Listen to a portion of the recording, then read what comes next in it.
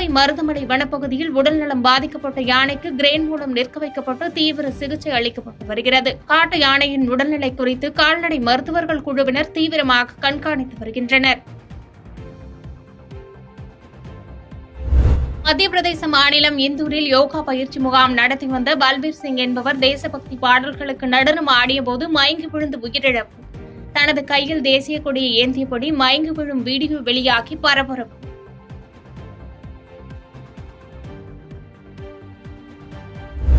ரெமல் புயலால் அசாமில் வெளுத்து வாங்கி வரும் கனமழைக்கு பெருக்கெடுத்து ஓடும் வெள்ளம்.